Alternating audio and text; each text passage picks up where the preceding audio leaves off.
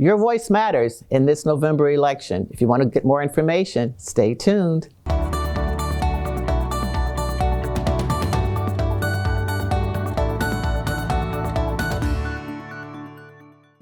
Thank you for joining us for AARP Real Possibilities. I am like a little kid in a candy store today. There's so much good information here about the election, about what's on the ballot, information that you need to know before you go to the polls. And to share that information with us, we have two people who just live and breathe this work. Bernie Porn from EPIC-MRA and our own Melissa Seifert, who is Associate State Director here for AARP Michigan. Welcome.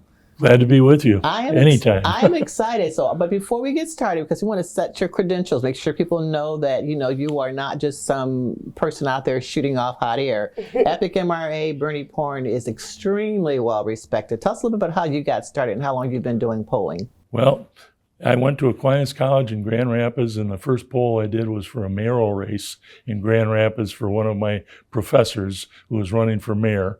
And after that, soon after we worked with Martell and Associates, who was working on a special election to replace Jerry Ford in the old 5th Congressional District. And what year was that, Bernie? 1974.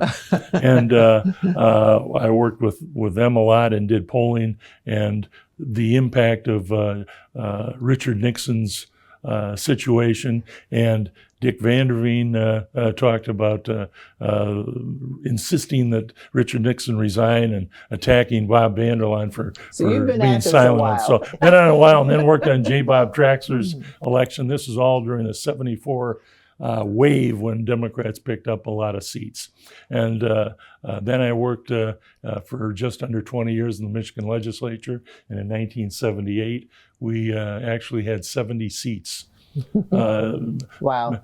So we get the idea. And 1985, we started a partnership, and then in 1992, full-time EPIC-MRA, and we do polls for associations, groups. We've done some for AARP. We've done a lot of surveys for community colleges, as you know. And we want to talk about some of that because we've got so much information, particularly as it relates to this year's November election and all the polling that you've done. And we know that the polls, we'll share a website so people can go and visit those polls. EPIC-MRA. EPIC-MRA.com. Click on the press room, and you can see every poll that we've done, not only this election season, but for years. For years. Thank you. Thank you for being here. Melissa, I know you've been involved in advocacy and you love advocacy as well. So tell us a little bit about some of the work that you're doing. Oh, yeah. So been around the Capitol, not as long as Bernie, but that's my goal. So he is an inspiration to me. But been around the Capitol for about 20 years doing legislative work, multi-client lobbying, and then landed here and happy to be here and working on these issues, and love that we get to work on aging with dignity and purpose and helping individuals do that. Absolutely. So let's just get at it. Let's talk about this November election. I mean, I've been around a little bit, but this seems like it's a really divisive kind of campaigns that are going on across the country. So what are some of the polling data telling us about Michigan? Well, first let's talk about what's on the ballot. What's on the ballot in November? Great. So you are going to be voting on the ballot for the Attorney General, the Secretary of State, the Governor, and then all of the House seats, 110, 38 state Senate seats, and then also all 13 members of Congress. And we did lose a member of Congress due to the census. So we are down to 13. So you have a lot to catch up on and learn about. You also have 3 proposals on the ballot. So one of them is going to be about transparency and regulations on term limits and what that's going to look like. So lowering the amount of term limits, changing the structure of how you can run for office.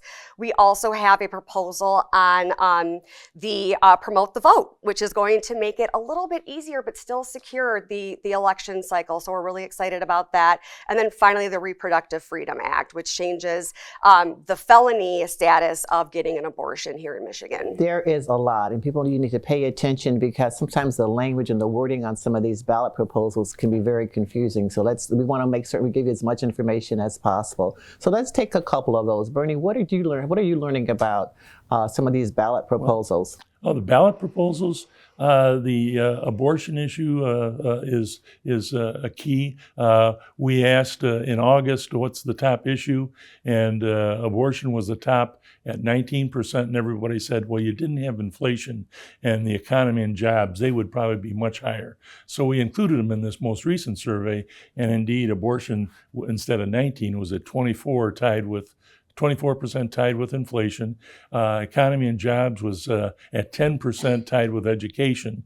And crime and drugs, which is something that one of the candidates, Tudor Dixon, just featured in some of her in her press release and a press conference, is only at 3%. And so that's the makeup of the elections, the issues that are driving things. But abortion is clearly driving the outcome of the election. Are you finding that it's split among party lines, political lines at all? Well, surprisingly, in this most recent survey among Republicans, 40% of Republicans are supporting Proposal 3. It is clear that that is dividing the Republican Party. And although they are voting for Tudor Dixon, not as much as you would think. So that's the issue that is driving the electorate. We asked about that issue, and 64% said that they would be voting yes. Now that's up from 56% in a survey we did just a couple of weeks ago, and that dropped from 67% in August, primarily because the opposition raised a lot of issues about parental consent and other issues. There was some doubts. They didn't go to voting no, but a lot of that difference between 67 and 56 went to undecided. Wow. And the proponents are up with advertising now, and it went from 56 up to 64%. So there's a lot. Yeah, there's a lot there. There's a lot of emotion attached to some of these issues as well, which will perhaps drive more people to the polls. Melissa, in the last election, the midterm elections, we know that the older voters really helped to decide the election. Talk a little bit about some of the impact that older voters have, or older people have. Right. Well, I think a lot of the listeners right now know that, our voice matters, and that the 50+ voice is the one that really does decide these elections, especially during midterms. So we had over 60% of our members vote in the midterm election in 2018, and about 55% that voted in the presidential election last year. So let's just pause there for a moment. Yeah. 55%. Correct. Yeah. Voting in that election. I mean, that decides the election. Absolutely. The older workers, people, not workers, older folks decide this election. Yes. So. And I just think that's an important thing to say, because our voice matters, our issues matter. And, Bernie was just talking about abortion, and that's bubbling up amongst our members too.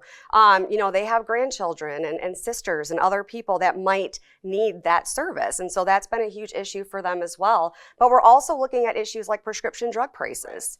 These pocketbook issues, that female vote has been of major voice in this election. And so talking about pocketbook issues in the economy is a major thing for many of these people, and retirement security and what inflation is going to do for their retirement security. And people sometimes don't realize the impact of local elections on state elections and how they lead to decisions even on a federal or national basis. Prescription drugs was huge, absolutely huge, but there's still more work to be done. Absolutely. We just had that major victory of, Medicare negotiating drug prices, a cap. And so we're very excited about that victory, but there's still so much work to do here at a state level to really open up those books, create some types of transparency, and really cut those out-of-pocket costs. Bernie, what are we learning? Let's take the abortion piece and set it over here for a moment, the abortion issue. What are some of the other issues that are percolating amongst voters that will really help people get to the polls and that they're really concerned about? Well, we have tested a number of issues. In our most recent our August survey, we did a number of questions that were commissioned by Michigan Department of Education, the MEA and AFT and Progress Michigan, about 25 questions dealing with gun safety. And gun safety is something that 74% of Democrats say they would be influenced to vote in an election, and it was much lower for other parties. So that is something that if that became an issue of discussion, we tested 13 different proposals, and we all included whether or not people are gun owners, whether they have a CPL holder license, and whether or not they're NRA members. And there were 8 proposals where Democrats, Independents, Republicans, gun owners, CPL holders, and NRA members supported the proposal, and by significant percentages. And to me, when you have 8 out of 13 that are supported, there's absolutely no reason why legislators, both Democrats and Republicans, should not support those proposals. It includes background checks and a number of different, making assault weapons to be 21 instead of 18. It's just a number of different issues. And the other one, on assault weapons, banning them, that's more So do you divided. think that's going to happen? Do you think that's going to pass? And the people are going to support, the legislature will support that? Is your best guess? No, not unless Melissa, there's a what do change you in the think? I have to agree with Bernie on this one. I think it's just such a heated and polarized topic. And then you have the NRA lobby that is just so strong and powerful that, I think it's going to take a lot of local advocacy, a lot of grassroots efforts. And we're seeing that, I think, really bubbling up lately.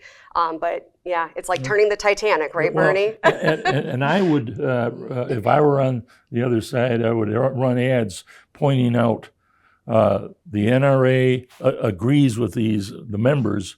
The leadership wants your legislator to not support this, but all of these groups support it. And there's no reason for Joe Blow, your And sometimes legislator. it just takes time. I don't want anyone to get discouraged. It took us almost 20 years to get the prescription for Medicare to be able to negotiate for prescription drug prices and to be able to even make that one step that we've made. So don't give up just because, just keep pressing, keep pounding for whatever your issues are. I'm not suggesting what they should be, but for whatever they are, just don't get discouraged because we need, like you said, the powerful voices to continue to speak up and to let any member, public official know what the stance is. What's the next issue? So we've got abortion, we've got guns. What's the next issue that's percolating?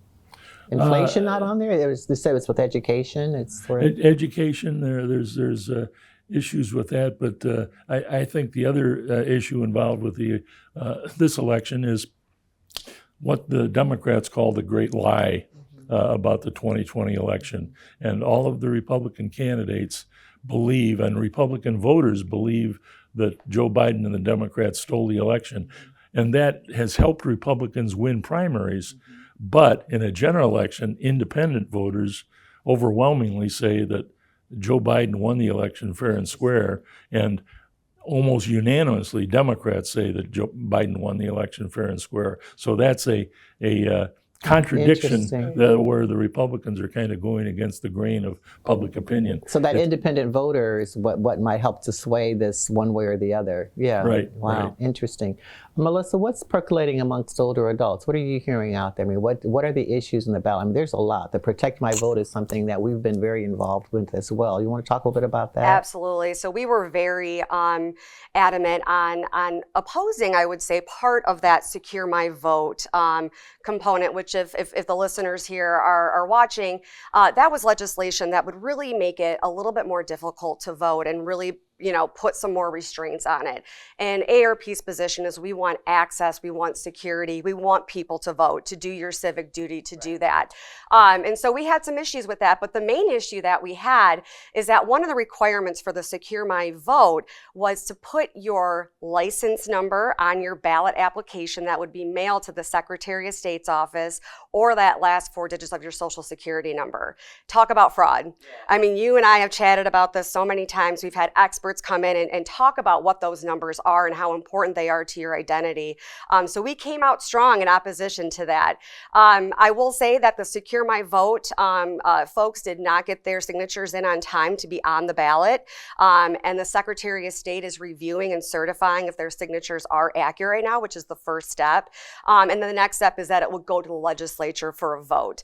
We do not anticipate that happening this year when, it's such a height of security and voting voting security, but perhaps next year. And I think that we might see a different climate next year and this not being as big of an issue. So we're a little bit of a holding pattern, but taking a small victory lap on that we're securing people's identities. But people need to understand that what's on the ballot as well, because that will help to secure the ease of access for voting and Correct. also the security of the voting without having to use a social security number or the last four digits of the social security number or your driver's license number, which you should never put that in the mail and send it in an envelope that everybody will recognize. This is a ballot going to the Secretary of State or to the clerk's office, and they know what's in it. I mean, you talk about fraud, you just might as well pull up a banner and say, come, and I'm a victim. Use my number. Use my number. Yeah, Deplete yeah, here it is. Just give them the whole thing. Just give them everything, right? So, Yes. And by the way, Promote the Vote, which would address that, is supported in our most recent survey by 70%. excellent, of excellent, the electorate. excellent. And in our previous survey, it was 61%, so it's gone up by 9 points. That's all AARP, just sharing information. That's what that is. I'm sure That's it a is. victory lap. And it's probably a good thing for me to add right here. We are nonpartisan. We are nonprofit. We don't have a PAC. We do not give to any candidate.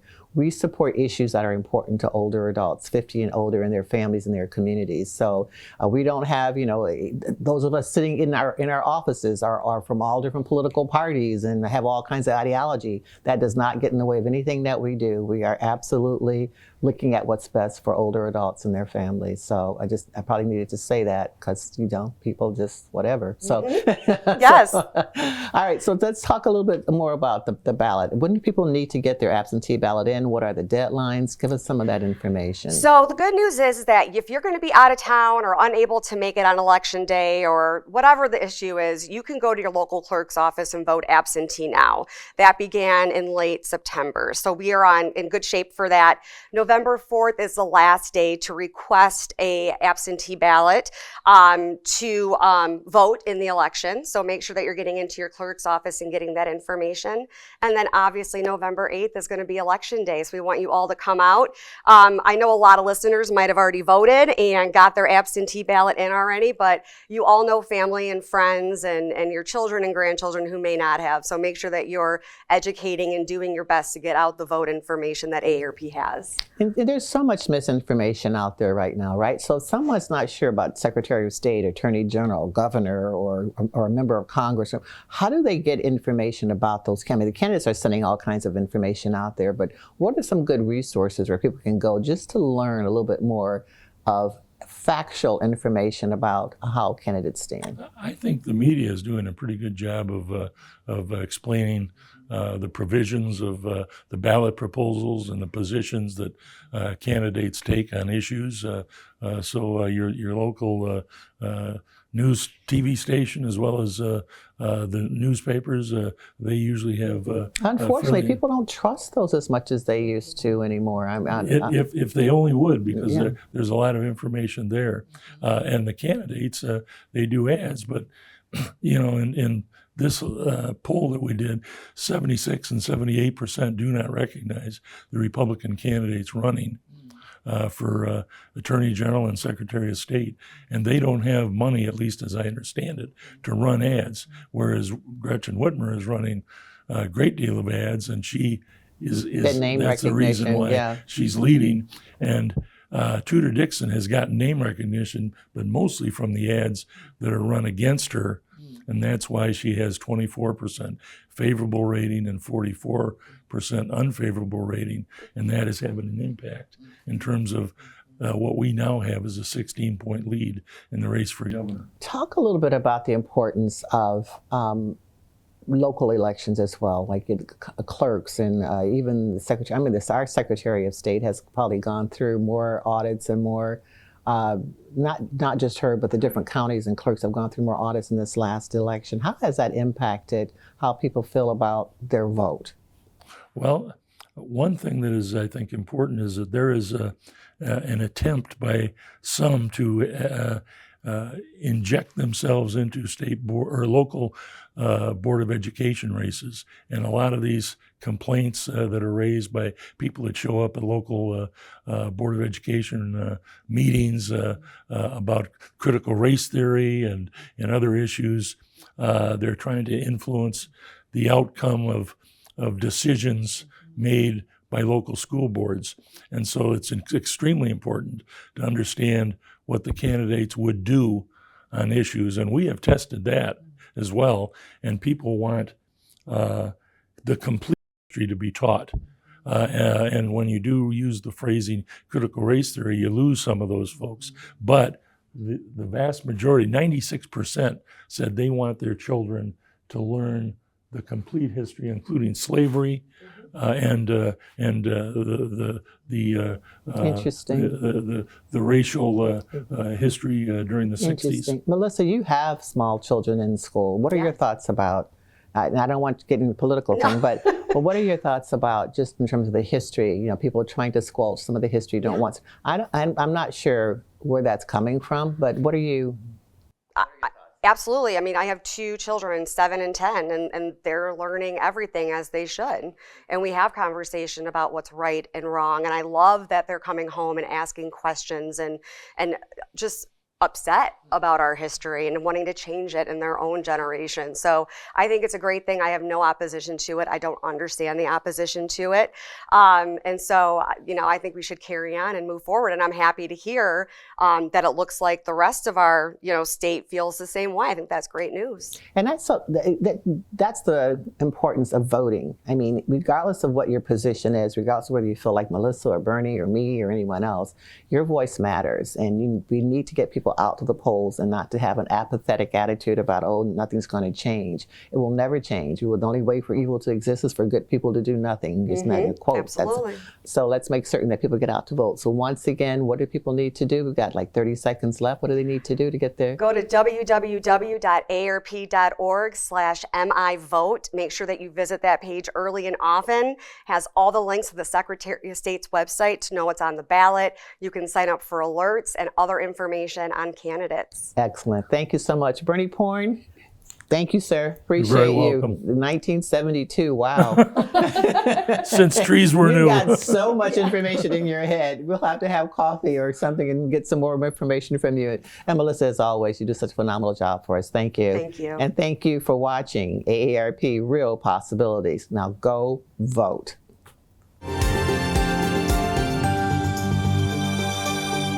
Thanks for being with us today. You know, I want to talk a little bit about the process for someone who signs up with a financial advisor. What should they expect? What's the cycle of the process for doing that? Absolutely. You know, Paula, as we look at this process, it can be exhaustive for people. I mean, there's a lot that goes into it. You know, I like to look at it as building a house. You know, when you build a house, if you've ever had that experience, you know there's a lot that goes into the planning, the approach, and it's very important you share a lot of details. So what we like to do is break it up into smaller chunks so that the clients aren't overwhelmed by it out of the gates. And so the 4 phases of that process include really the first part, which is called discovery. In that phase, what we're going to ask the client to do is come in with the information that they have, you know, their budgets, what their investments are, what their goals and strategies are, what they'd like to accomplish with their assets, and what they'd like to do in life. And from that information, we'll go into the second phase, which is recommendations. And so there's a lot of things from a fiduciary standpoint we need to be cognizant of. One of those is like their ability to handle volatility in the market. So we look at the risk profile for that client, and from there we can determine what kind of investments are the right vehicles for them. And then from there we kind of broaden the picture to say, you know, what's your time horizon for whatever the goal it is. Maybe you want to start a business, maybe you want to retire, maybe you want to figure out a plan to pass on your assets to the next generation. Whatever it is, we'll spend that time in thought and try to give you some recommendations based on what you shared in discovery. From there, we move into a phase of implementation. And this is honestly probably the easiest, most straightforward part, because we've already laid the foundation for the important things, right? And so it's now a matter of transferring assets, making sure that the plans that we were discussed are agreed upon, and it just at that point is just going through and getting the client started. And then finally, after we've got all those things in place, it moves into maintenance. And so depending on the client's needs, we might meet with them 3 to 4 times a year, maybe 1 to 2 when things are in place. And in that phase, we would basically want to make sure that, you know, we look at all of our plans as a living, breathing thing, right? It's never meant to be sedentary. Things change over time. You get unexpected expenses.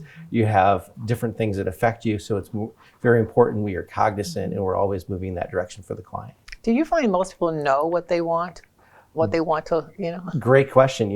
Some are very specific. Some have really never spent time and thought on it. And so it really is a broad brush right there. But then you need to take some time and just self-indulge, right? And think about how do you want to live the rest of your life once you retire? Absolutely. And it's especially important when you consider the duration for your legacy money, right? I mean, that you've worked so hard, you've done so much in your life. So what does it mean for you, beyond your years? Does it mean you give to charities? Does it mean you're, doing different things for your kids? I mean, there's so many things you can consider. And for people, we've got about 30 seconds left, for people who don't think they have that additional income to save or to put up for something in retirement, they're just living day to day, how would you advise them? I would say there's always a way to find the money, right? Yes. It's a question of your choices, right? There's always a way that you can come up with a different strategy to either save more or invest more. Yeah, so you do have discretionary income somewhere. You just Somewhere. Is it in Starbucks? Right. Where is it at? And make certain that you plan to live the best life as you age. Absolutely. Now, thank you so much. I'm looking forward to aging and living the best life I can possibly live. Me too. Thank you. Thanks for being here. During these winter months, inside, outside the home, people are slipping and falling. What do they do after they've fallen? Should they jump right up? What do they do? Well, sometimes they pop right up. Yes. But you got to take a quick assessment and say, what hurts? Am I oriented? Kind of feel around a little bit, because sometimes you're just a little dazed. But generally speaking, you go by pain. Pain is the number one parameter. The problem that we run into is that people are not real excited about going to the ER right now, even Medicare Center. They just say, well, I'll sit on this and want to know. So you have to ask yourself, what did I hurt? Is it an arm? Okay, fine. But if I hit my head, I got to think about that. And maybe I'm going to go in there, because you really do need to be assessed. If you really think you broke something and it's hurting like heck, don't just sit around and wait. You got to go in there and get it checked out, regardless of what's going on with COVID. So what's the first thing you should do? Assess the pain, Courtney? Assess the pain, check their mental state. They should just, how they feel baseline, if they can get up, if they cannot. And making sure that there's someone around that they can ask for, especially if they know that they are more prone to falling, having the precautions set in place prior. But some people don't like to go to the ERs again because it's COVID. They're not interested, but it is still important because people still fracture, people still get head injuries. So. That's right. Should they wrap it, put ice? Or you can take a little Tylenol, you can take some, ibuprofen. People normally do that, but don't keep taking it over and over and over again, especially if it's hurting more and more. You got to check it out. Heat, ice, which one? Ice is always good in regards to controlling swelling initially. So that's the first thing you would think about. And if something's puffing up, you really got to consider what's going on. And elevation? Well, elevation, depending on what part you hit, if it's your head. That's it. So that's a different story. So I think the logical things that people know what to do, it's just a question of, should I go into the urgent care ER, and the concerns they have about what they're going to see when they get you got to there. weigh the Right. the And there's choices, this, they lay back a little bit more. And they'll say, I'll be all right tomorrow. Well, maybe you will, maybe you won't. So be smart about it. Yes, absolutely. Absolutely. And when they come in and they get treated, then the sooner they get treated, the recovery's a lot less at that point, right? Very, very much so. So don't be afraid to make some wise choices if you should happen to fall, and check out your rheumatologist, your PCP, or a primary care physician, or whomever. Thank you so much. All right. Appreciate it. Thanks for being here. Thank you for watching today. There's so much information out there. Make certain that you vote, and hopefully there was other news that you could use.